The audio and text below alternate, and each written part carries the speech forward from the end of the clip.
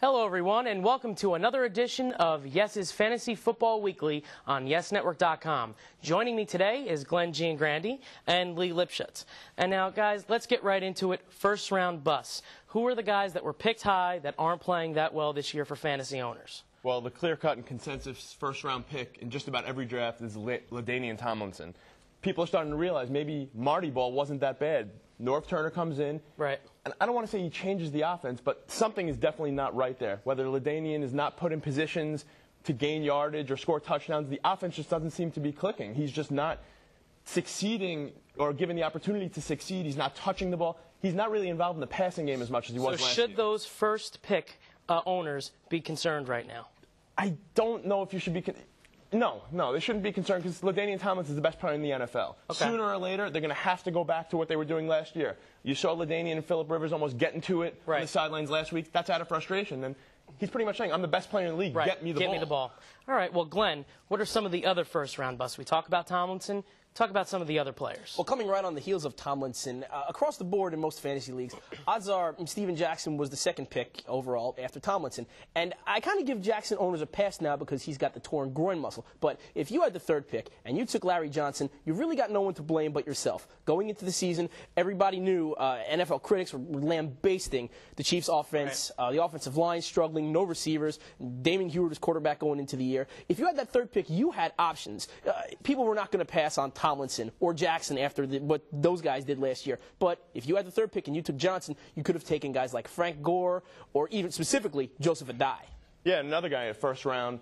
Pretty much a first rounder in a lot of leagues just based on his potential and if you have 1 point per catch. Reggie Bush. He hasn't really fulfilled his first round totals yet.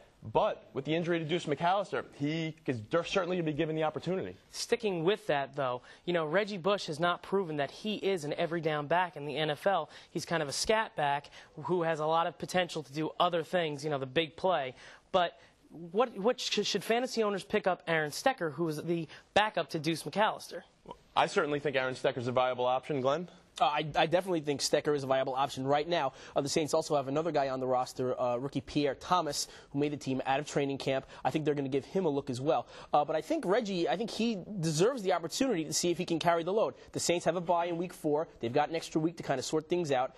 In Week 5, I firmly expect Bush to be getting, the bulk of the carries, somewhere in the 20 range.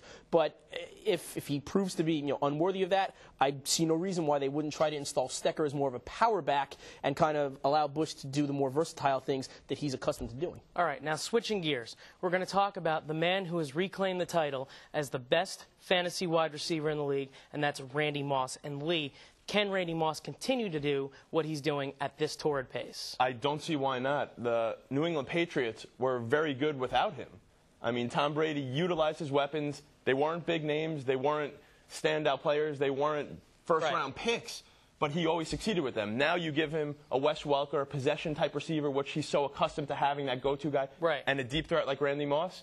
I don't see why they won't continue to succeed. Is Welker a nice pick? Is he a nice fantasy player for a lot of team owners, being that Randy Moss is having such a huge season? Absolutely. Randy Moss is sort of that long threat, that deep ball type guy, and he'll catch those slants every now and then.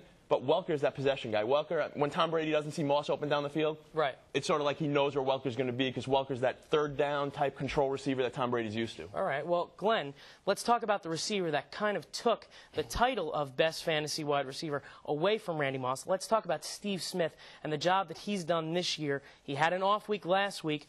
Is there concern for fantasy owners that own Steve Smith? Well, I think Smith's off week last week was more of a testament to the abilities of D'Angelo Hall, the fine Atlanta Falcons cornerback. In Week 3, he held Smith to 1 catch when he was on him, and although Smith did draw a lot of penalty yards out of Hall and the Falcons on their game-winning drive. Smith, he's agile, he's fast, he's elusive, he's everything you want in a number 1 receiver. The one thing that owners need to be concerned about with if they have Smith is the situation at quarterback now with the Carolina Panthers. Jake Delhomme's got an elbow problem. He could miss multiple weeks. David Carr, granted, he never really had a chance to get comfortable as a quarterback when he was starting with Houston.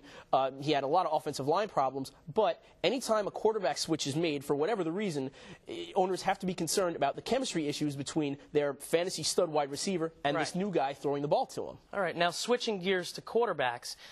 One quarterback that was picked second among all quarterbacks in most fantasy leagues, Drew Brees. You know, he's had the most interceptions of any quarterback in the league. Is there a real cause for concern for this guy right now? Well, it's not really a cause for concern. It's just sort of like what's going on with this guy. Similar to Larry Johnson, similar to LaDainian, as we mentioned.